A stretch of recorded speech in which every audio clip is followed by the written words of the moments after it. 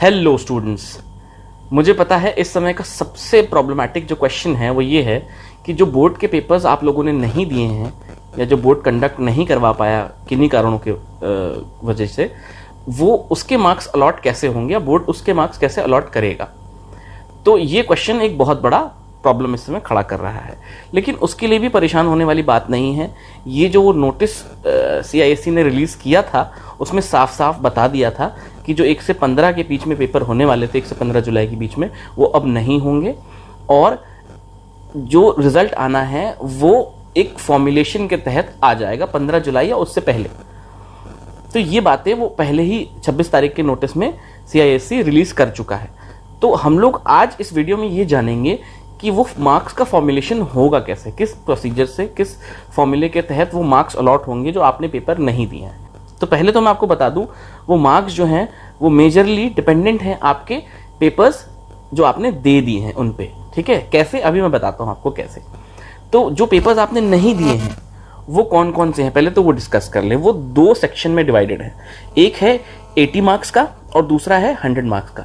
जो 80 मार्क्स में पेपर आपने नहीं दिए हैं वो हैं ज्योग्राफी, बायोलॉजी, इकोनॉमिक्स और हिंदी। ये 4 सब्जेक्ट लाई करते हैं 80 मार्क्स में। और 100 मार्क्स में ग्रुप 3 के हैं आपके सब्जेक्ट, जैसे कि computer applications, physical education etcetera. तो पहले हम 80 मार्क्स के क्वेश्चंस पे, 80 मार्क्स के पेपर्स पे बात करेंगे, फिर 100 मार्क्स के। मैं 80 और 100 के सेक्शन का एक एक एग्जाम्पल लेके समझाने की कोशिश करूंगा कि किस तरीके से आपको मार्क्स अलॉट होंगे। अगर फिर भी कुछ कन्फ्यूजन होती है तो मैं फॉर्मुलेशन का लिंक, जो फॉर्मुलेशन का जो तरीका है वो मैं इसी वीडियो के लिंक में डिस्क्रिप्शन में दे दूंगा, प्लस अपनी वेबसाइट का लिंक दे दूंगा जहां पे जाके आप अपने मार्क्स का कैलकुलेशन कर सकते हैं इन्हीं बताए हुए स्टेप्स के द्वारा। तो चलिए स्टार्ट करते हैं। जैसे फॉर एग्जाम्पल 80 मार्क्स के सेक्शन की बात मैं पहले लूंगा। मान लीजिए एक बच्चा है माधव नाम का, एक मैं सब्जेक्ट उठा लेता हूं फॉर एग्जाम्पल ज्योग्राफी, उसमें उसको मार्क्स कितने अलॉट करेगा बोर्ड, उसके बारे में बात करते हैं। इसके 5 स्टेप्स है। स्टेप नंबर 1 इज कि पहले तो माधव ने जो पेपर्स दे दिए हैं बोर्ड ऑलरेडी कंडक्ट करवा चुका है, जैसे कि English, physics, chemistry, maths and history. इनमें से जो टॉप 3 या बेस्ट 3 सब्जेक्ट्स में उसके मार्क्स आए हैं, पहले तो हम वो 3 उठा लें स्टेप 1 में। जैसे कि आप देख सकते हैं माधव के इंग्लिश में 80 आए हैं, फिजिक्स में 75 और केमिस्ट्री में 70। अब मैथ्स में 70 और हिस्ट्री में 70 है, लेकिन हम टॉप 3 ही लेंगे। टॉप 3 में कौन कौन से हैं? 80 है, 75 है और 70 है। ये मैक्सिमम, ये बेस्ट 3 मार्क्स हैं जो उसके आए हैं। अब अगर हम इनके तीनों का एवरेज ले लें तो वो आ जाता है 75। तो स्टेप 1 में हमको बेस्ट 3 का एवरेज ले लेना है, ठीक है, जो पेपर्स आप ऑलरेडी दे चुके हैं।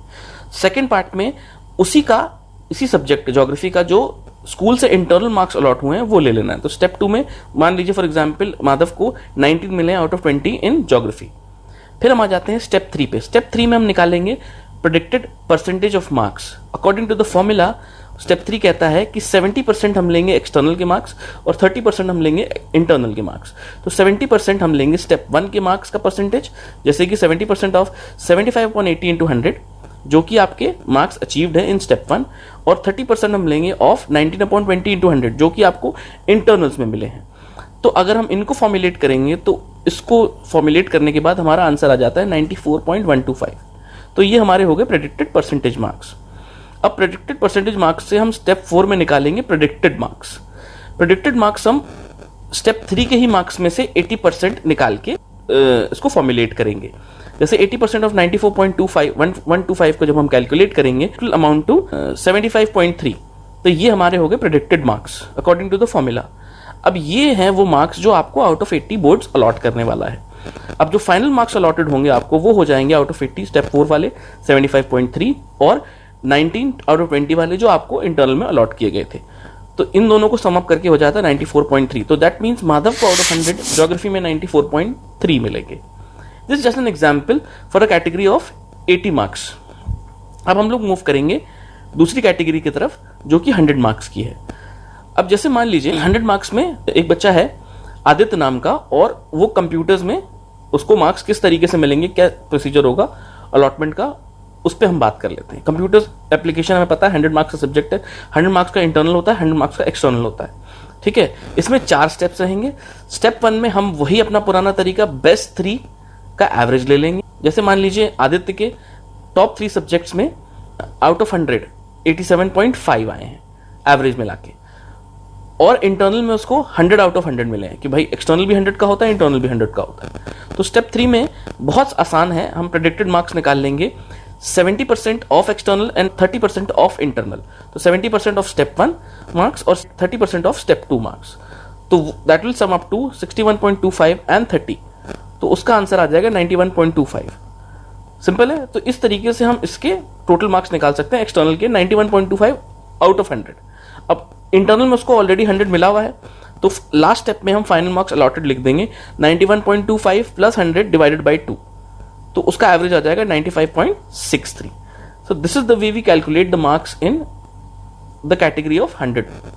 ठीक है, तो ये दोनों कैटेगरी मेरे ख्याल में आपको समझ में आ गई होंगी।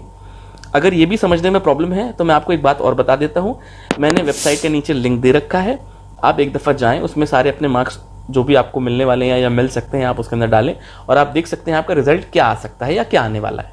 ऑलराइट, और एक बात मैं आपको और ऐड करना चाहूँगा, बोर्ड ने ये भी अपनी प्रेस मीट में लिखा था कि अगर मान लीजिए किसी बच्चे को इस जो मार्क्स आपके अलॉट होते हैं इस फॉर्मुलेशन से वो समझ में नहीं आते हैं, आप उस मार्क्स से असंतुष्ट हैं, समझ में नहीं आ रहा है कि आप नहीं चाहते कि वो आपको मार्क्स मिले, तो जब तक ये प्रॉब्लम्स चल रही हैं तब तक तो ऐसे ही रहेगा, लेकिन जब ये प्रॉब्लम्स खत्म हो जाएंगी तो बोर्ड ने ये कहा है कि वो एग्जाम्स कंडक्ट करवाएगा उन पेपर के जो बच्चे चाहेंगे, जिन पे उनको लग रहा है कि मार्क्स गड़बड़ मिले हैं, कि तो उनके पेपर्स फिर से रिकंडक्ट कराए जा सकते हैं। तो this is an option which you have still, don't worry.